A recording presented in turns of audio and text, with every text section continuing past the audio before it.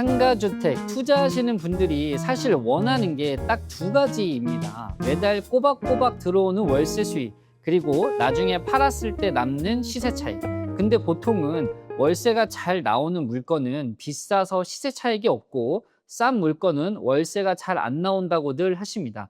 끝까지 보시면 좋은 물건과 나쁜 물건을 구분하는 눈이 생기실 겁니다. 먼저 첫 번째 질문입니다.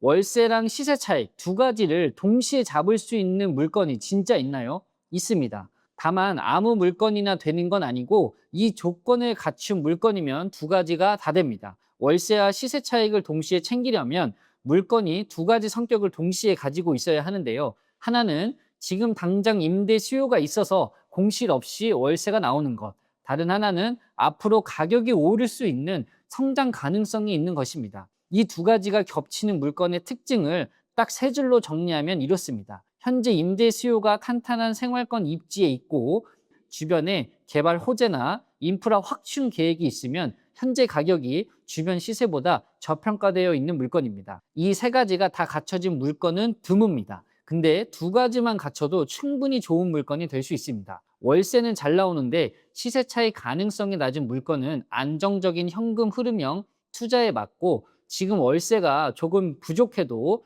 개발 호재로 가격 상승이 보이는 물건은 성장형 투자에 맞습니다. 내 투자 목적에 따라서 어느 쪽에 더 비중을 둘지가 달라지는 거죠. 자, 실제로 이런 물건을 찾는 게 쉽지는 않습니다. 그래서 경매 시장에서 기회가 생기는 겁니다. 일반 매매 시장에선 이미 가격이 반영돼 있지만, 경매에서는 권리관계가 복잡하거나 노후화로 인해 저평가된 채로 나오는 물건들이 있습니다. 그 안에서 이 조건에 맞는 물건을 골라내는 게 바로 핵심 실력이라는 거죠. 두 번째 질문입니다. 월세 수익이 잘 나오는 상가주택, 어떤 입지 조건을 봐야 하나요? 라는 질문입니다. 입지가 중요하다는 말은 누구나 합니다. 근데 막상 어떤 입지냐라고 물으면 막히는 분들이 많거든요. 이 세 가지 입지 조건만 보시면 좋을 것 같습니다. 첫 번째는요, 역세권 또는 버스 환승 중심지입니다. 대중교통 접근성은 임대 수요의 가장 기본적인 조건입니다. 지하철역 도보 10분 이내 또는 버스 노선이 여러 개 겹치는 곳이라면 세입자를 구하는 데 어려움이 없습니다. 특히 1인에서 2인 가구 비중이 높은 지금 시장에서는 차 없이도 생활이 가능한 입지가 임대 수요의 유지에 훨씬 유리하게 됩니다. 여기서 한 가지 팁을 드리면, 역세권이라도 역 출구 방향이 중요합니다. 같은 역이라도 유동 인구가 몰리는 출구 방향과 그렇지 않은 방향의 임대 수요가 다를 수 있거든요.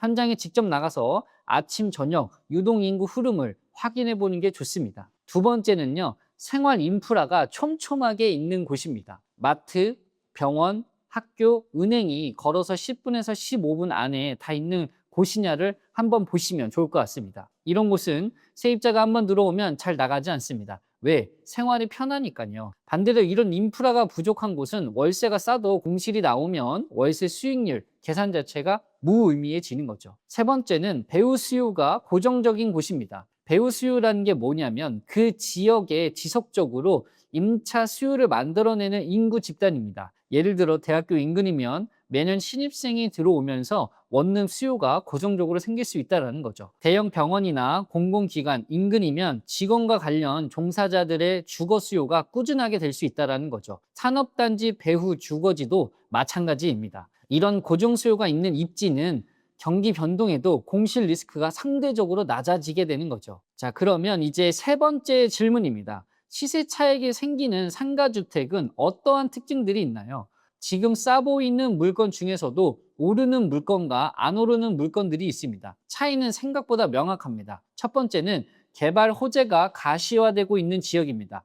호재라고 해서 다 같은 호재가 아니라 언젠가 개발될 것 같다라는 막연한 기대가 아니라 이미 도시계획에 반영되어 있거나 착공이 시작된 호재여야 합니다. 예를 들어 신규 지하철 노선이 착공에 들어갔다거나 주변에 대규모 주거단지 개발이 승인됐다거나 도로 신설로 접근성이 개선되는 경우가 이에 해당이 됩니다. 이런 호재는 완공 시점이 가까워질수록 가격에 반영되는 속도가 빨라집니다. 두 번째는요, 현재 용도 지역 대비 활용도가 낮은 토지입니다. 예를 들어 2종 일반 주거 지역이나 준주거 지역인데 현재 건물이 용적률의 절반도 사용하지 않고 있는 경우입니다.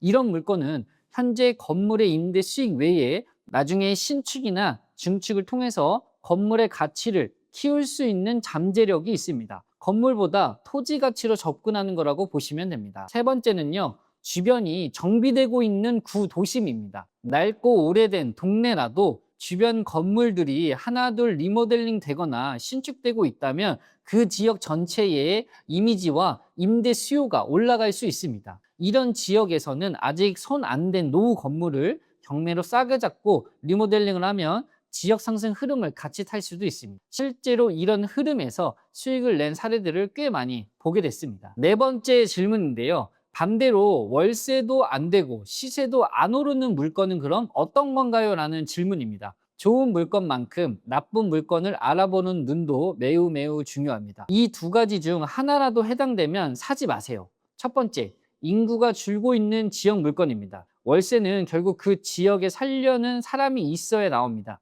인구가 줄고 있는 지역은 임대 수요가 같이 줄어들게 되고 지금 당장 세입자가 있어도 5년 뒤엔 공실이 늘어날 가능성이 매우 높습니다. 통계청 인구 데이터나 행정안전부 주민등록 통계에 해당 시군구의 인구 추이를 꼭 확인하세요. 최근 3년간 꾸준히 인구가 감소하고 있는 지역은 아무리 싸도 신중하게 접근하셔야 합니다. 두 번째는요, 도로 여건이 나쁘고 개발 가능성이 없는 맹지성 물건입니다. 도로에 제대로 접하지 않은 토지나 4m 미만 도로에 붙어 있는 건물은 건축 행위 자체가 제한되어 있습니다. 신축이나 중축이 어렵다는 건 건물의 가치를 키울 방법이 없다라는 뜻이라는 거죠. 현재 건물 상태 그대로 임대 수익만 뽑다가 건물이 노후화되면 매각도 어려워질 수 있습니다. 등기부등본과 함께 토지 이용 계획 확인원에서 도로 접도 여건과 용도 지역을 반드시 확인하셔야 됩니다. 이 두 가지에 해당하는 물건은 아무리 낙찰가가 싸 보여도 장기적으로는 손해입니다. 싸게 사서 비싸게 팔 수 있는 구조가 아니기 때문입니다. 다섯 번째 질문입니다. 이런 좋은 물건, 그럼 지금 시장에서 찾을 수 있는 건가요? 라는 질문입니다. 좋은 물건은 이미 다들 알고 있지 않나요?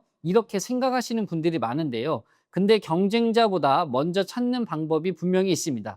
첫 번째는 유찰 이력이 있는 경매 물건을 노려보세요 라는 겁니다. 한 번 이상 유찰된 물건은 최저 입찰가가 낮아져 있습니다.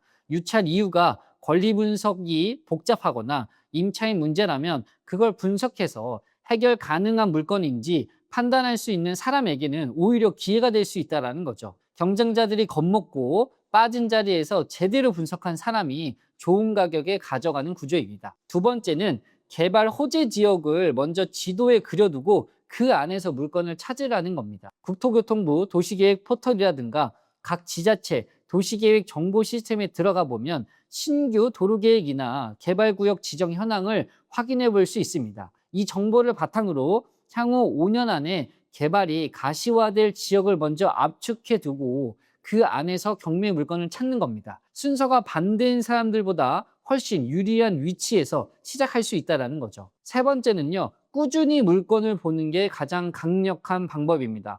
법원 경매 사이트에서 매주 올라오는 상가주택 물건을 보고 입찰 여부와 관계없이 권리 분석을 직접 해보는 연습을 쌓으시고 100개를 보다 보면 좋은 물건과 나쁜 물건을 구분하는 감이 생길 수밖에 없습니다. 그 감이 쌓인 사람에게는 결국 좋은 물건을 먼저 알아보게 되는 거죠. 좋은 물건은 기다리는 사람이 아니라 준비된 사람한테만 보이게 됩니다. 오늘은 월세와 시세 차익을 동시에 챙길 수 있는 물건의 기준부터 절대 사면 안 되는 물건까지 정리해봤습니다. 투자는 좋은 물건을 고르는 것에서 시작이 되고 오늘 말씀드린 기준을 갖고 물건을 보시면 보이는 게 달라지실 수 있습니다. 오늘 영상이 도움이 되셨다면 구독과 좋아요 부탁드리고요. 같이 건물 경매 공부하시는 카톡방 만들어 놨습니다. 경매로 건물주 되고 싶다 하시는 분들은 이 카톡방에 들어오셔서 저랑 같이 공부하시면 좋을 것 같습니다. 상가주택 경매 관련해서 더 궁금하신 게 있으면 댓글로 남겨주세요.